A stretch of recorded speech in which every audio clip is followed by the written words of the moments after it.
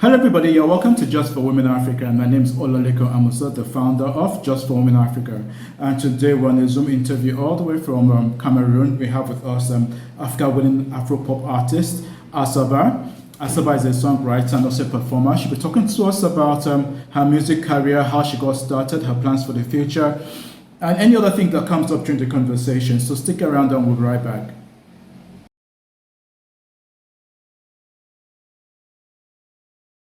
Hello, Asaba. You're welcome to Just for Women Africa. Thank you so much. How are you? I'm good. All right, Asaba, could you tell us how did you get into the music industry? So I think music found me at a very, very young age. I have always been in a position where everyone just thought it wise to give me the responsibility of music director, music prefect, music. I was anything that had to do with entertainment or, making people happy and all. I was always leading that. I was always spearheading that. So this habit and this attitude and this love and everything started way back in primary school at a very, very tender age. I mean, I've been in the industry for quite some time. If you did some background check, I've been around for quite some time. Wrote songs, did backup singing for a lot of other artists, A-list artists in our industry. So been me behind, not me in front, not me who wanted to come out there and sing and be the artist that I am. I've always loved to do things from behind, but 2020 was the year for me that I took up the challenge and say, you know what, I think I can do this thing and do it even better. And yeah, I made the decision, and ever since then it's been an amazing ride. Yeah, it has been an amazing ride. I've listened to some of your songs, and they're really fabulous. I enjoy your songs. All right. Okay. So let's talk about the music industry in general in Africa. You're in Cameroon. What can you tell us about the Cameroon music? Until now, I haven't really heard much about Cameroon music. Mostly hear about, the Nigerians, the South Africans, or the Ghanaians. Why is it that Cameroon is not really up to the level as probably Ghana or Nigeria or South Africa? What do you think is really lacking behind?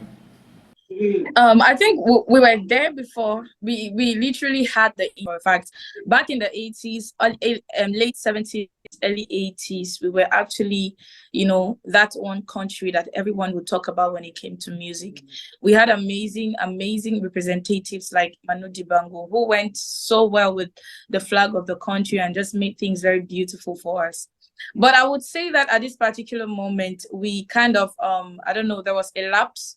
And when that happened, our people tend to, just focus more on what they were importing than what we were actually creating.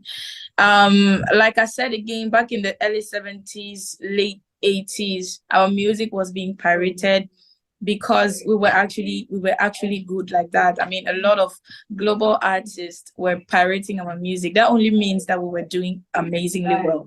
But I think at this point where we are in a transition phase. It's like that phase where we are struggling to pick back our originality, pick back our our monotony, our power, pick back the fact that we were in control, and just go with the ride. So right now I would say that the music, if I have to describe the music in Cameroon, I would say that it's in a transition phase where we are trying to not just be where we used to be in the 80s, 70s, 90s, but we are in a phase where we want to just move greatly. So that's where we are right now. All right. So yeah, in Cameroon, what can be done to promote Cameroon music much more globally around the world? A lot of people are talking about the Nigerian music, and people are wanting to actually act like Nigerians so that they could get more airplay on radio. I would say charity begins at home, right? For you to actually get out there, you need to actually be able to get the support of your people first, because it's it's no use for me. I'm talking for myself. It's no need for me to be greatly appraised in, let's say, for example, Nigeria, when Cameroonians don't know me. I would say that Cameroonians, all of us, not only the artists, all of us, listeners, promoters, fans, and everyone, has to take up the challenge to actually promote Cameroonianness, to actually promote our culture, our music, to actually promote originality, to actually promote our own. You get, I think then and only then that the international market is going to see value for us, because before Nigeria gets its recognition and everything, they first give the numbers to their artists. So if we are able to give this undying support, to give this massive support to our artists, our entertainers, whatsoever, I think the international market is going to be able to pick up that energy, pick up that vibration, and then fall in line and follow suit. Talking about promoting music all over Africa, the other day I was watching on Deutsche Welle TV, and you gave a scenario of a story where I think you went to a salon or somewhere, and they were not playing Cameroonian music, they were playing something else.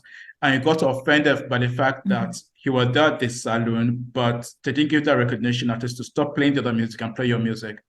Do you think it's something that basically every artist in Cameroon or globally faces? And what do you think I'm done to change that? I think not every artist globally faces it. I think that happens in Cameroon, and that is what I talk about when I talk of promoting Cameroonianness. You get, I feel like that should be done not just because you actually recognize my presence. That should be done because you actually recognize a representative of the Cameroonian industry in that milieu, in that environment. You get what I'm saying? Because being there, I'm like representing every artist at that particular moment. I'm not just representing myself, I'm representing every artist. So like I said in the interview, I wasn't asking them for them. I wasn't asking that they play my song in particular. If every other Cameroonian song was played, it wasn't that my song was not played. It's that no Cameroonian song was played in that place. From the time I was there till I almost left, no Cameroonian song was played in that place. And my anger was not that not only my song was played, my anger was the fact that I was there and no Cameroonian content was played. And I felt very disappointed in the fact that, imagine that place gets to receive, let's say, for example, minimum 50 clients a day. That's 50 people who can be able to listen to new music from our artists in a day. That's 50 people. That is a lot of promotion. Well, they are going to say you shouldn't come here and tell me how to do my business, but I'm coming there to promote your business. You didn't bring me there to come and do my hair or my nails for free. I came there to do my nails or my hair for free, to pay you. So that is me promoting your business. Now, how do you in turn promote my own business? It is by recognizing my presence, by playing my own song. You get, and I feel like it wasn't just a denial of promoting our content. It was a total disrespect for me. And when I walked up to them, I'm glad that they were able to comprehend and understand where I was coming from.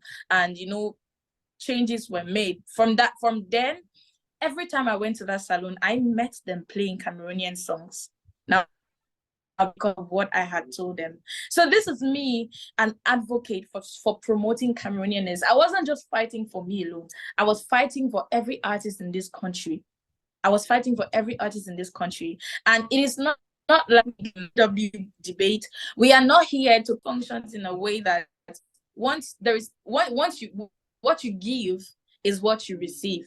And so if we are sending this vibration of promoting our own, it is picked up by even international people, and they come and they operate in the same frequency. That is what I want to promote. I want to promote a Cameroonian who would take every opportunity, who would seize every opportunity they have to promote their own, so that we can be able to boast and say, hey, we are also doing this. We are also on these platforms. We are also topping charts. We are also doing all of these things that the whole world is doing. And it's going to be pride for all of us. Someone will say that if other musicians' music around the world are not being played, then Cameroonians or other African countries wouldn't know that, there's a certain standard of music they need to live up to. Like they will say, like a man who hasn't eaten outside his mother's house before will think that home food is the best. Like I said, the 80-20 campaign is not to ban the consumption of international content. It is not. That's not what the whole idea is about.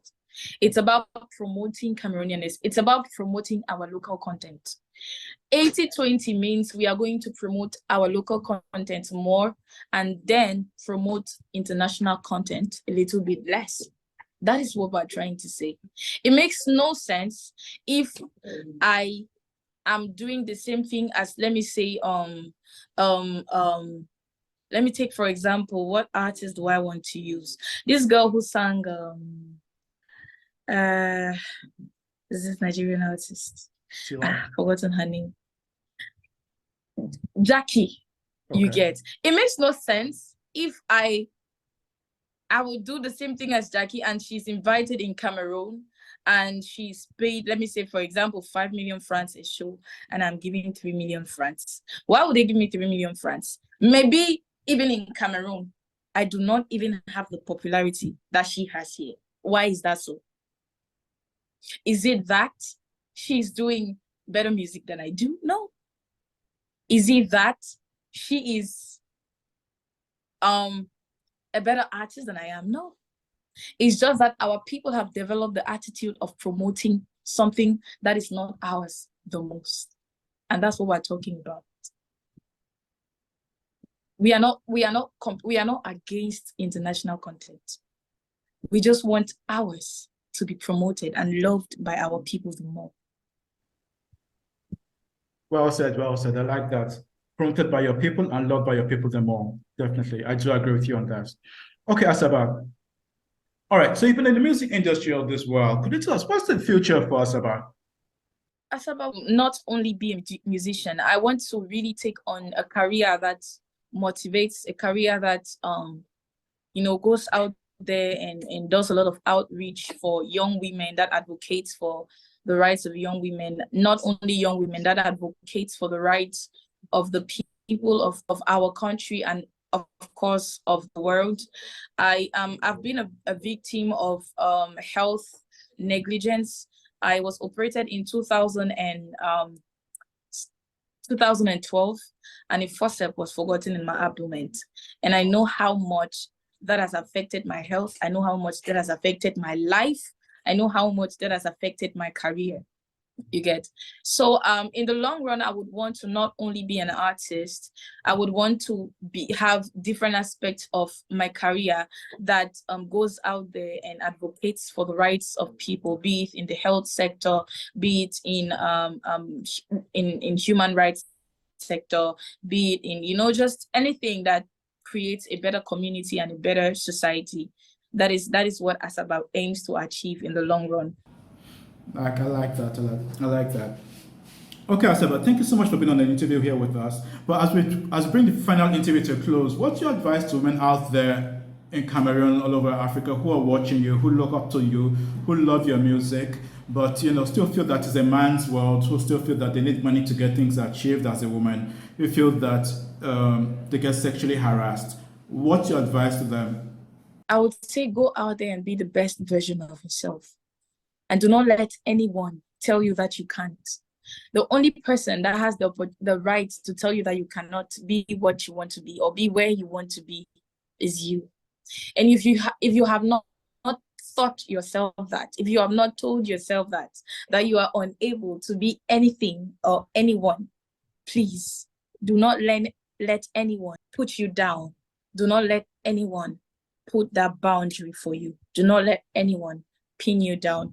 You are strong, you are bold, you are able, and trust me, you can conquer the world if and only if you believe. So go out there, believe in yourself while fighting, while being the best version of you, and trust me, the best will come your way. I like that, and the best will come your way. Thank you so much, Asaba, for being here with us on Just for Women Africa. Wish you all the best. We look forward to interviewing again in future. Thank you so much. Thank you for having me. You're welcome to. You're welcome to. And so, viewers, don't forget to like, subscribe, tell your friend who knows a friend about Just for Women Africa. And to the next show from Asaba and I, it will be bye.